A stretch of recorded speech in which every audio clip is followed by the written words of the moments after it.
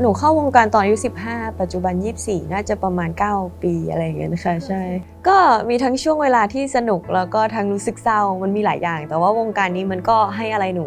มาเยอะมากค่ะให้โอกาสหนูได้เติบโตเร็วกว่าคนที่แบบอายุใกล้ๆกันในช่วงเวลาเดียวกันอะไรอย่างเงี้ยหนูก็เลยรู้สึกว่าค่อนข้างมีความกลัวที่จะผิดพลาดในช่วงเวลานั้นจนถึงปัจจุบันก็ยังกลัวอยู่นะคะที่แบบว่าจะผิดพลาดณปัจจุบันหนูไม่ค่อยเจอใครที่กดดันตัวหนูเท่าไหร่ค่ะมันจะเป็นตัวหนูเองนี่แหละค่ะที่ชอบกดดันตัวเองเพราะด้วยความที่เรารู้ว่าเราทำได้มากสุดเท่าไหนหรือว่าเราทำอะไรไม่ได้บางทีพอเราพลาดไปแล้วเรารู้สึกว่าเราไม่เต็มที่เนี่ยหนูก็จะคิดกับตัวเองแล้วว่ามันเกิดอะไรขึ้นนะแบบเราพลาดอะไรไปเราทำตรงนี้ไม่เต็มที่เพราะอะไรมันคือความกดดันของตัวเองมากกว่าค่ะณตอนนี้ก็ถือว่าดีที่สุดแล้วค่ะแต่ว่าดีได้มากกว่านี้เพราะว่าหนูยังมีอีกหลายๆอย่างที่อยากให้ทุกคนได้รู้จักในมุมของหนูอีกหลายๆมุมค่ะ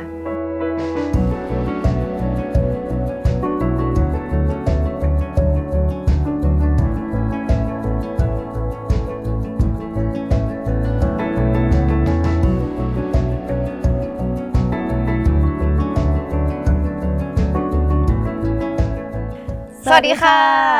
พวกเรานักแสดงจากซีรีส์ Runaway หนีไปก็ตายเปล่าค่ะสวัสดีค่ะมิวมิวสิกค่ะรับบทเป็นวินค่ะสวัสดีค่ะปลายฟ้าค่ะรับบทเป็นบุญนิสาค่ะจริงๆแล้วแบบว่าได้รับกระแสจากอินเตอร์แฟนเยอะมากค่อนข้างตกใจค่ะแต่พวกเราถือว่าเป็นแบบว่า Horror GL เรื่องแรกของไทยเลยก็เลยรู้สึกแบบว่าตื่นเต้น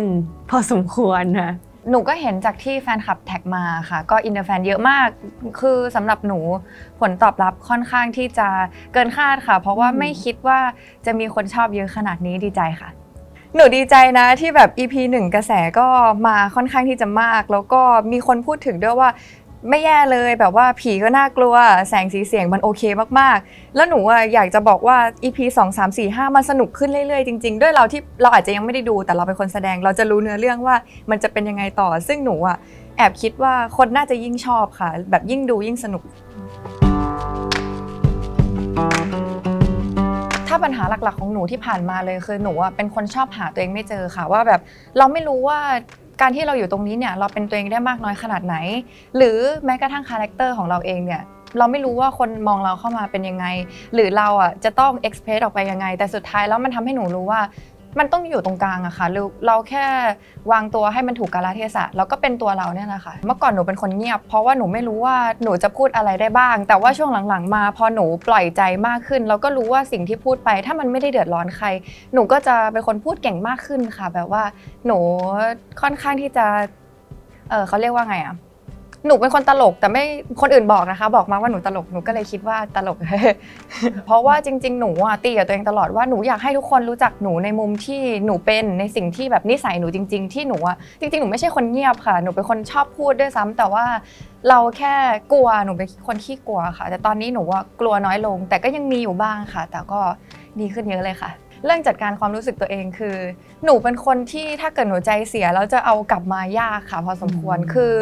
ต้องให้เวลากับตัวเองค่ะวิธีฮิลของหนูก็คือหนูหนีกลับบ้านค่ะไปชลบุรีไปหาพ่อแม่ไปเล่นแบบเดินเล่นริมทะเลอะไรเงี้ยค่ะแบบให้มันลืมเรื่องที่มันเครียดเพราะว่าพอหนูอยู่ในกรุงเทพอะค่ะมันก็คือสถานที่ทำงานของเราแล้วมันรู้สึกว่าบางทีอยากเอาดึงใจตัวเองกลับมาให้มันแบบว่าได้พักผ่อนจริงๆก็กลับชลบุรีค่ะ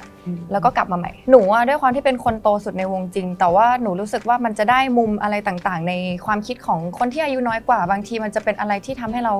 ไม่ต้องคิดมากเราไม่ต้องคิดมากกับทุกเรื่องก็ได้อะค่ะมันก็เลยทำให้หนูรู้สึกว่าตรงนี้แหละมันคือส่วนช่วยที่ทำให้หนูเป็นคนคิดน้อยลงหนูเข้าวงการตอนอายุ15ปัจจุบัน24น่าจะประมาณ9ปีอะไรอย่างเงี้ยค่ะใช่ก็มีทั้งช่วงเวลาที่สนุกแล้วก็ทั้งรู้สึกเศร้ามันมีหลายอย่างแต่ว่าวงการนี้มันก็ให้อะไรหนูมาเยอะมากค่ะให้โอกาสหนูได้เติบโตเร็วกว่าคนที่แบบอายุใกล้ๆกันในช่วงเวลาเดียวกันอะไรอย่างเงี้ยมีช่วงเวลาหนึ่งเหมือนกันค่ะเพราะว่าแบบตอนนั้นมันเป็นยุคที่แบบว่าวงมันบูมมากๆอะไรเงี้ยแล้วหนูรู้สึกว่ามันมีกระแสหลายๆอย่างเข้ามาอินเทอร์เน็ตกำลังมาอะไรเงี้ยแล้วมันมีหลายๆอย่างที่เรารู้สึกว่าในอายุประมาณแบบ15-16มันเร็วเกินไปหรือเปล่าที่เราจะต้องมาแบบว่าทำตัวให้เป็นคนที่ ดีเป็นตัวอย่างที่ดีในสังคมอะไรเงี้ยเพราะว่ามันไม่มีทางที่เราจะเพอร์เฟกต์ 100% เนาะแล้วยิ่งมันมีคนชมมากวันนึงถ้าเกิดเราพลาดขึ้นมาเนี่ยมันก็มีคนพร้อมซ้ำเติมเราเหมือนกันอะไรเงี้ยหนูก็เลยรู้สึกว่าค่อนข้างมีความกลัวที่จะผิดพลาดในช่วงเวลานั้นจนถึงปัจจุบันก็ยังกลัวอยู่นะคะที่แบบว่าจะผิดพลาดแต่ว่ามันก็มีข้อดีที่ทำให้เราแบบได้เรียนรู้ในปัจจุบันแล้วว่ามันไม่เป็นไรนะที่จะผิดพลาดเพราะทุกคนก็ผิดพลาดกันเหมือนกันเพียงแค่ว่าเราจะจัดการกับความรู้สึกของเราได้ยังไงแล้วเราจะรับมือกับสถานการณ์ตรงนั้นได้ยังไงอะไรอย่างเงี้ยนะคะเพราะว่าก่อนหน้านี้หนูแบบผ่านทุกอย่างมาได้เพราะว่าหนูมีเพื่อนที่ดีเนาะหนูมีแบบว่าคนที่แบบให้หนูได้ปรึกษาแล้วยิ่งมันเป็นครอบครัวใหญ่อย่างเงี้ยหนูมีโอกาสที่จะได้แบบรับรู้ความเห็นเพื่อนๆหรือว่าได้กำลังใจจากเพื่อนๆในหลายมุมมากๆปัจจุบันเราก็ยังคงติดต่อกับเขาอยู่เพียงแต่ว่าในครั้งนี้มันอาจจะแบบว่าเรื่องที่เรากำลังเผชิญอยู่คนเดียวนะแต่อย่างน้อยเราก็รู้ว่าโอเคมันมีความเป็นห่วงเหมือนเราได้ยินเสียงเพื่อนอยู่ตลอดเวลาว่าเขาจะพูดว่าอะไรถ้าเกิดเป็นเพื่อนคนนี้อะไรอย่างเงี้ยนะคะอาจจะโตขึ้นแล้วก็เลยจัดการได้เองแล้วค่ะแต่ก็ยังคงรู้สึกขอบคุณเพื่อนๆเสมอมาเพราะว่าแบบหนูจะผ่านมาไม่ได้เลยถ้าเกิดก่อนหน้านี้หนูไม่ได้แบบเจอเพื่อนๆกลุ่มนี้เพราะว่าวันนึงทุกคนเราก็ต้องโตขึ้นหนูก็เลยรู้สึกว่าอาจจะได้รู้จักตัวตนใหม่ของเรามากกว่าแล้วก็กำลัง accept ตัวตนที่แบบว่าเติบโตมาจากการแบบเจออะไรมาบ้างอะไรอย่างเงี้ยนะคะณปัจจุบันหนูไม่ค่อยเจอใครที่กดดันตัวหนูเท่าไหร่ค่ะมันจะเป็นตัวหนูเองนี่แหละค่ะที่ชอบกดดันตัวเองเพราะด้วยความที่เรารู้ว่าเราทำได้มากสุดเท่าไหนหรือว่าเราทำอะไรไม่ได้บางทีพอเราพลาดไปแล้วเรารู้สึกว่าเราไม่เต็มที่เนี่ยหนูก็จะคิดกับตัวเองแล้วว่ามันเกิดอะไรขึ้นนะแบบเราพลาดอะไรไปเราทำตรงนี้ไม่เต็มที่เพราะอะไรมันคือความกดดันของตัวเองมากกว่าค่ะถ้าสิ่งปัจจุบันหนูมีปัญหาเล่นโซเชียลไม่ได้ค่ะหนูจำเป็นต้องแบบมีคนมาคอยช่วยดูแลโซเชียลเพราะว่าแบบมันมีผลกับหนูมากๆหนูเป็นคนแบบรับฟังเสียงคนอื่นเยอะอะทุกอย่างมันมีแบบปัจจัยต่อการใช้ชีวิตของหนูมากๆอะไรเงี้ยเพราะงั้นหนูเลยเชื่อว่าแบบโอเคการที่แบบว่าเราใช้ชีวิตแบบอยู่กับตัวเองเนี่ยเป็นสิ่งที่ดีแล้วก็อาจจะได้รับคำแบบว่าฝากจากคนอื่นมาบอกอีกทีว่าเฮ้ยโซเชียลตอนนี้เขากำลังพูดแบบนี้อะไรเงี้ยมันทำให้หนูได้มีโอกาสคัดกรองอีกทีนึงว่านี่มันคือคำจากคนที่เรารู้สึก trust แล้วก็เชื่อใจเขาอะไรเงี้ยมันก็เลยเหมือนต้องมีตัวกรองมีฟิลเตอร์ช่วยแบบกรองก่อนมาถึงหนูอีกทีนึงเลยจริงๆก็แอบมีเช็คบ้างเหมือนกันเพราะว่าบางทีแบบว่าเราไม่ได้เช็คนานๆเราก็เครียดเนาะมันเหมือนแบบตอนนี้เรากำลังแบบโดนพูดถึงในทิศทางไหนอะไรเงี้ยบางทีหนูก็เลยแบบต้องเปิดเข้าไปเช็คบ้างเหมือนกันนะแต่ส่วนใหญ่เลือกได้หนูจะไม่เปิดเพราะหนูแบบค่อนข้างกลัวเยอะมากจริงๆแล้วมันมีทั้งคำที่ดีนะแต่ว่าพอแบบเราไม่มีความมั่นใจในตัวเองเนี่ยมันกลายเป็นว่าแบบต่อให้มีคำดีเยอะขนาดไหนเราก็ไม่สามารถรับมาปรับให้เรารู้สึกภูมิใจในตัวเองได้อะไรเงี้ยหนูเลยรู้สึกว่ามันเป็นช่วงเวลาที่หนูกำลังเรียนรู้แล้วก็ปรับตัวมากกว่าค่ะว่าตอนนี้เราแบบมีอาการยังไงเราแก้ยังไงได้บ้างอะไรเงี้ยก็มีทั้งข้อดีข้อเสียแหละแต่หนูรู้สึกว่าปัญหามันอยู่ที่ตัวหนู หนูเชื่อว่าเด็กสมัยนี้เป็นกันเยอะนะหรือว่าไม่ใช่แค่เด็กก็ได้ผู้ใหญ่ก็เป็นเพราะว่าสังคมมันไปไวอะเนาะมันทำให้เราแบบได้เห็นตัวเปรียบเทียบค่อนข้างเยอะแล้วเราก็กดดันตัวเองอะไรเงี้ยเพราะว่ามีหลายๆคนมาปรึกษาเรื่องนี้เหมือนกันซึ่งตัวหนูเองก็เป็นคนนึงที่จัดการปัญหานี้ไม่ได้ค่ะแต่ก็อยากเป็นกำลังใจให้เพราะเชื่อว่าจริงๆแล้วมันเป็นปัญหาที่ทุกคนกำลังเจออยู่เหมือนกันเลยค่ะเครียดนะมันแบบว่าพอโตขึ้นแล้วมันก็มีเรื่องแบบเรื่องเงินเรื่องภาษีเรื่องหลายอย่างให้เราคิดอะเนาะมันไม่ใช่แค่เรื่องเดียวแล้วอะไรเงี้ยแต่มันก็ชีวิตอะเนาะ หนูไม่ค่อยกล้าคาดหวังอะไรเท่าไหร่เพราะเราก็คิดไม่ออกเนาะว่าเราจะเติบโตไปได้ถึงขนาดไหนอะไรเงี้ยแต่หนูเชื่อว่าเราเต็มที่กับทุกอย่างที่เรากำลังทำอยู่มีไหมครับเป็นโอกาสใหญ่ที่จะพูดเลยไหมครับถ้าให้สารภาพตามตรงหนูไม่ได้คาดหวังถึงจุดสูงสุดขนาดนั้นค่ะจริงๆหนูไม่มีเลยหนูแค่คิดว่าหนูใช้ชีวิตวันต่อวันจริงๆค่ะแบบว่าทำทุกวันให้มันดีในทุกโอกาสที่เข้ามาหนูแค่พยายามทำมันให้เต็มที่ที่สุดค่ะแล้วก็ให้ตัวเองมีความสุขด้วยแล้วก็แค่กลับมาคิดกับตัวเองว่าวันนี้เราพลาดอะไรไปเรามีความสุขกับอะไรแล้วก็จะเอาจุดไหนกลับมาแก้ไขให้อนาคตเราเติบโตขึ้นในแบบที่ดีค่ะสำหรับหนูณตอนนี้ก็ถือว่าดีที่สุดแล้วค่ะแต่ว่าดีได้มากกว่านี้เพราะว่าหนูยังมีอีกหลายๆอย่างที่อยากให้ทุกคนได้รู้จักในมุมของหนูอีกหลายๆมุมค่ะถ้าเป็นเมื่อก่อนหนูกลัวมากเลยค่ะแบบว่าเพราะว่าเรากลัวทำให้ใครสักคนผิดหวังโดยเฉพาะถ้าเป็นคนที่เรารักแล้วเขาคาดหวังในตัวเราอันนั้นหนูจะกลัวมากแต่ปัจจุบันแล้วอ่ะหนูเคยผ่านจุดนั้นมาแล้วด้วยค่ะคือถามว่ากลัวไหมก็ยังมีอยู่บ้างแต่น้อยลงมากๆค่ะเพราะว่าหนูอ่ะตอนนี้หนูมีความคิดแทนว่าถ้าเกิดมีคนคาดหวังในตัวเราแปลว่าเขายังสนใจในตัวเราอยู่แต่ถ้าเกิดในวันหนึ่งที่เขาไม่คาดหวังในตัวเราแล้วอันนั้นหนูจะพิจารณาตัวเองแล้วว่าเราไม่มีหวังให้ใครสักคนนึงเลยหรออะไรอย่างเงี้ยค่ะ ความคาดหวังเหรอ น่าจะประเมินก่อนว่าตัวเองทำได้ไหมถ้าเกิดทำได้หนูก็ถือว่ามันเป็น challenge ของตัวเองเหมือนกันที่แบบเฮ้ยเราทำได้อะไรอย่างเงี้ยค่ะถ้าทำไม่ได้ก็จะปัดตก แต่ถือว่าเราคัดกรองมาแล้วไงนั่นสิ หนูไม่เคยนั่นสิ ใช้ชีวิตเพื่อใคร แฟนคลับค่ะถ้าของหนูเพราะว่าแบบเมื่อก่อนจะมีโอกาสได้เจอแฟนคลับบ่อยมากๆอะไรเงี้ยก็เลยรู้ว่าเขาแบบว่าดีใจที่เราอยู่ตรงนี้มากขนาดไหนอะไรเงี้ยหนูก็เลยรู้สึกไม่เชิงเพื่อหรอกแต่ว่าหนูเองก็ดีใจที่มีพวกเขามันก็เลยเหมือนซัพพอร์ตกันอยู่ค่ะ การมีอยู่ของแฟนคลับมันช่วยในการทำงานเราขนาดไหน เยอะมากเลยนะหนูรู้สึกหนูชอบการได้คุยกับแฟนคลับแบบตัวต่อตัวอะไรอย่างเงี้ยนะคะไม่พูดเยอะเขิน ก็ทุกคนที่รักและซัพพอร์ตเราละกันค่ะเพราะว่าพอหนูเป็นคนที่ถ้าเกิดใช้ชีวิตเพื่อตัวเองหนูจะไม่ค่อยมีแรงใช้เท่าไหร่ค่ะแต่ว่าถ้าเกิดเราใช้เพื่อคนอื่น เพื่อคนที่รักเราเพื่อคนที่เขาแบบรอดูเราเติบโตอยู่อ่ะอันนั้นหนูจะมีไฟในการใช้ชีวิตมากแล้วโดยเฉพาะคนที่เขาแบบว่ารอเรามาเจอเราทุกครั้งมันเป็นกำลังใจค่ะแบบว่าเรารู้ว่าวันนี้เราไปเนี่ยเราไม่มีจุดมุ่งหมายนะเรามีเป้าหมายว่าเราจะต้องไปเจอผู้คนที่เขารักเราแล้วเขาต้องการความสุขจากเราเราก็ต้องการความสุขจากเขาเหมือนกันมันก็เป็นอะไรที่เป็นพลังบวกให้กับเราค่ะหนูคิดว่าแบบเกิดมาก็คงมีแค่พ่อแม่ที่รักเราหรือเพื่อนแบบว่าแต่รักมันก็มีหลากหลายรูปแบบอะค่ะจนได้มาอยู่ที่นี่ณจุดนี้ตอนนี้ก็มีคนรักในสิ่งที่เราเป็นเยอะซึ่งหนูดีใจนะเพราะว่าหนูไม่เคยคิดว่าตัวหนูเนี่ยมันจะมีคนอื่นที่เขาไม่ได้เกิดมาพร้อมเราเขาไม่ได้เติบโตมาพร้อมๆเราแต่เขาพร้อมซัพพอร์ตเราค่ะหนูเกรง ก็เกรงใช่ ทำไมถึงเก่งอ่ะ คือหนึ่งเลยเราไม่ได้รู้จักกันมาก่อนนะคะแล้วแบบว่าพอมาเจอกันครั้งแรกอะต่อให้ไม่ใช่มิวสิกนะหนูก็รู้สึกว่าเป็นคนที่เราไม่เคยเจอหน้ามาก่อนในชีวิตอะเราก็ไม่รู้ว่าเราต้องพูดยังไงเราจะทักเขาก่อนดีไหมหรือว่าเราต้องรอให้เขาทักเราก่อนอะไรเงี้ยทำไม่ถูกเลยค่ะ อยู่ดี จำได้ไง ๆนู่นอยู่ดีๆก็ลืมว่าตัวเองเป็นยังไงอะ พอเวลาเจอเขาอะเมื่อก่อนฉันใช้ชีวิตยังไงฉันพูดยังไง อะไรอย่างเงี้ย คือหนูว่าเราเจอกันค่อนข้างเร็วค่ะก่อนที่จะเปิดกล้องมันก็เป็นอะไรที่หนูคิดเยอะนะเพราะว่ามันเหมือนสังคมใหม่แล้วด้วยอะแต่ว่าเพราะว่ามีเวิร์กช็อปค่ะก่อนที่จะถ่ายก็ พอเวิร์กช็อปนั่นแหละเลยทำให้เราสนิทกันมากแบบไม่ใช่แค่หนูมิวสิกเองแต่รวมถึงเปียโนแล้วก็พี่นักแสดงคนอื่นด้วยค่ะ อย่างที่หนูบอกว่าหนูไม่รู้ว่าตัวเองเคยเป็นคนยังไง อยู่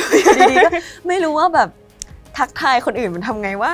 เรายิ่งแบบอายุใกล้เคียงกันอะไรอย่างเงี้ยพี่ปาย25หนู24เปียโน22อะไรเงี้ยอยู่ดีๆก็แบบเราคุยกับเพื่อนยังไงแบบสวัสดีเธออะไรอย่างเงี้ยเหรอมันจะดูเก่งไปไหมอะไรเงี้ยคิดตอนแรกรู้สึกว่าตัวเองแบบเกรงแล้วก็คิดไม่ออกว่าต้องทำอะไรแต่ไปมารู้สึกว่าคิดเยอะเกินไปค่ะแต่ก็เวิร์กช็อปหนูว่าเป็นส่วนที่แบบสนุกอ่ะมันเป็นอะไรที่แบบเหมือนเขาได้ให้เราปฏิบัติธรรมอะไรอย่างเงี้ยเวลาเราเวิร์กช็อปเราต้องแบบรับหน้าที่ทำนู่นนี่นั่นอะไรอย่างเงี้ยพี่ปายจะเป็นคนแรกที่แบบว่ามาค่ะเดี๋ยวหนูทำเองอะไรอย่างเงี้ยเราก็ได้เห็นแบบมุมใจกล้าบ้าบิ่นของเขาที่แบบโอ้พี่สุดยอดเลย จริงๆแล้วเปล่าเลยที่หนูขอทำก่อนคนแรกเพราะว่าหนูกลัวว่าคนอื่นทำแล้วสมมติเขาทำไปดีมากเราคนสุดท้ายแล้วแบบ ไม่ได้เดี๋ยวเขาเซตมาตรฐานไว้สูง หนูไปก่อนละกัน เป็นผู้เสียสละพี่ปายก็เป็นคนที่แบบว่าสมมติแบบไม่อยากทำเลยอย่างเงี้ยส่วนใหญ่พี่ปายจะแบบว่าช่วยได้เยอะมาก เยอะไม่รู้ตัว โอเคค่ะหนูอาจจะไม่รู้ตัวแต่ก็ถือว่าน้อมรับค่ะหนูอาจจะช่วยได้เยอะอยู่ เขาเป็นคนที่มีความเป็นผู้ใหญ่พอสมควรค่ะ ถึงแม้ว่าหนูจะอายุมากกว่านิดหน่อย แต่เขาโตกว่าหนูเยอะค่ะ เป็นที่พึ่งได้แบบว่าหนูเชื่อว่าถ้าเกิดวันหนึ่งเกิดเหตุอะไรที่ไม่คาดฝันขึ้นมาเขาเนี่ยแหละที่เป็นคนช่วยเหลือหนูได้ มันจะเป็นยังไง ไม่ เขาได้ หนูแค่คิดว่าหนูอาจจะ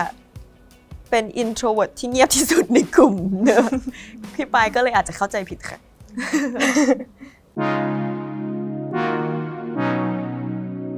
ตัวบทล้วนๆเลยค่ะ คือตอนที่หนูได้บทมาหนูอ่านแล้วหนูก็รู้สึกว่าหนูชอบ1เลยคือมันเป็นเรื่องผี2มันเป็น GL แล้วหนูรู้สึกว่า2อย่างเนี้ยมันลงตัวมาก แต่ก็ตอนนั้นก็ยังนึกภาพไม่ออกนะว่ามันจะออกมาเป็นยังไง เพราะว่าในเรื่องของความรักกับเรื่องของผีเนี่ยหนูก็ยังไม่เคยเห็นเหมือนกัน ซึ่งมันเป็นอะไรที่ใหม่ก็เลยอยากลองดูค่ะ หนูสนใจเรื่อง GL เป็นพิเศษเพราะว่าหนูอยากเป็นพระเอกค่ะ แบบว่าในชีวิตถ้าเกิดเราเล่นละครปกติผู้หญิงผู้ชายเราต้องไม่มีทางได้เป็นพระเอกแน่นอนแต่เรื่องนี้มันมีหวังค่ะก็เลยแบบสนใจ มันก็บอกไม่ได้ว่าเป็นพระเอกหรือนางเอกอะค่ะแต่อย่างน้อยมันสานฝันเราที่แบบว่ามันค่อนข้างที่จะเป็นคาแรคเตอร์ที่ไม่ได้ผู้หญิงจ๋าขนาดนั้น ถึงแม้ว่าในนิยายมันจะเป็นแบบว่ามีความเป็นผู้หญิงอะค่ะแต่สุดท้ายแล้วพอออกมาเป็นรูปแบบของตัวบุคคลที่แสดงแล้วหนูรู้สึกว่าไม่ได้ฟิกขนาดนั้นค่ะ คือจริงๆสิกแบบว่าได้มีโอกาสเล่นซีรีส์มาค่อนข้างแบบหลายเรื่องแล้วเราก็มองหาแบบสิ่งที่จะทำให้เราแบบพัฒนาได้เสมออยู่แล้วซึ่งบทนี้ก็เป็นอีกหนึ่งบทที่หนูรู้สึกว่ามันค่อนข้างจะ challenge ตัวหนูมากๆค่ะบวกกับหนูเองก็คือเปิดเผยตัวตั้งแต่แรกอยู่แล้วเนาะว่าเราแบบว่าเป็นแบบว่ามีความชอบที่หลากหลายเราแบบว่าชอบทั้งผู้หญิงชอบทั้งผู้ชายชอบแบบมีความชอบหลากหลายมากๆอะไรเงี้ยเราก็เลยรู้สึกว่าในเมื่อเราเป็นคนในคอมมูนิตี้เนี่ยเราก็อยากจะมีโอกาสทำงานที่มันจะส่งเสริมทั้งแบบอาชีพของเรารวมถึงตัวตนของเราให้มากขึ้นด้วยเพราะงั้นเรื่องนี้ก็เลยเป็นอีกหนึ่งตัวเลือกที่หนูรู้สึกว่ามันได้ตอบโจทย์ทั้งสองอย่างแล้วเราเองก็อยากจะพิสูจน์ตัวเองในเรื่องนี้ด้วยค่ะ ดีใจค่ะเหมือนได้ใช้ชีวิต เพราะว่าเราอย่างที่บอกว่าหนูทำพาร์ทศิลปินมาตลอด พอครั้งนี้ได้มีโอกาสได้แสดงมันเหมือนเป็นอีกหนึ่งชีวิตละกันที่รู้สึกว่ามันใหม่มากสำหรับหนูแล้วก็ถามว่ามีความกดดันไหมหนูกดดันตัวเองมากอยู่แล้วแหละแต่ว่าในมุมความสนุกมันก็มีเหมือนกันค่ะหนูไม่ได้มองว่าเซตมาตรฐานนะคะแบบว่าในแต่ละเรื่องหนูเชื่อว่าต่อให้เป็น GL เป็นผีเหมือนกันแต่มันมีความแตกต่างกันแน่นอนในแต่ละเรื่องค่ะ ก็อาจจะรู้สึกสนุกค่ะเพราะว่ามันก็ถือว่าเป็นการแบบว่า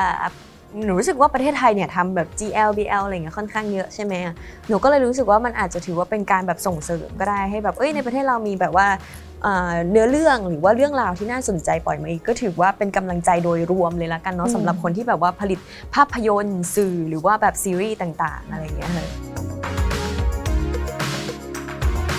เรื่องราวเนี่ยมันจะเกี่ยวกับตัวของวินลวีค่ะที่แบบว่าเขา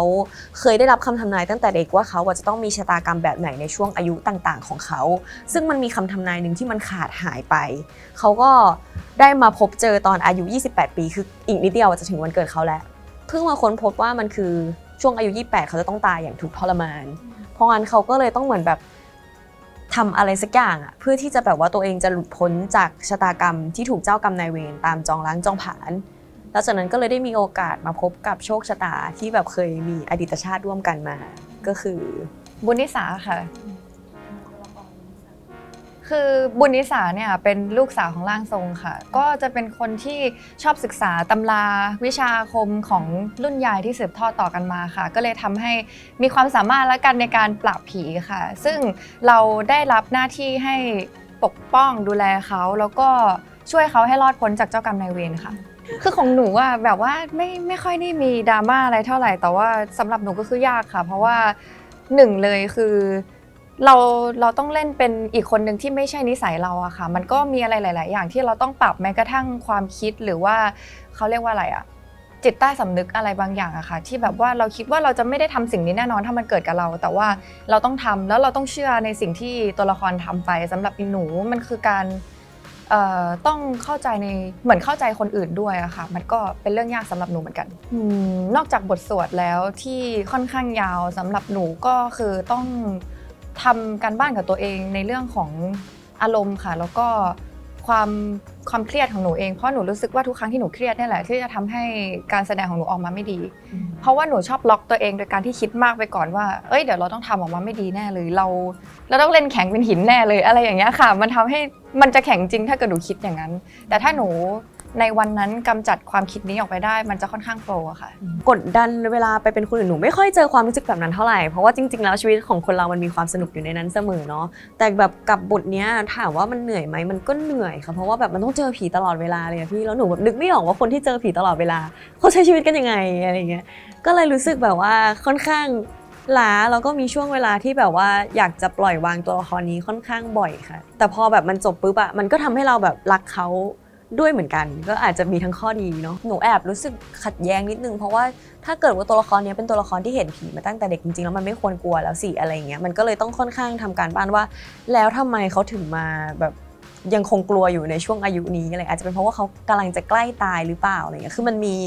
ช่องว่างหลายอย่างที่แบบว่าในนิยายอาจจะไม่ได้ถูกใส่ไว้หนูก็เลยเหมือนได้ตัวพี่ซนนักเขียนเองอะไรเงี้ยมาช่วยด้วยรวมถึงผู้กำกับด้วยอะไรเงี้ยก็เลยรู้สึกว่าคลายความกังวลได้ค่อนข้างเยอะค่ะแล้วก็อาจจะเป็นเรื่องแบบพอเป็นหนังผีมันต้องใช้พลังเยอะมากๆหนูก็เลยต้องนอนให้พอ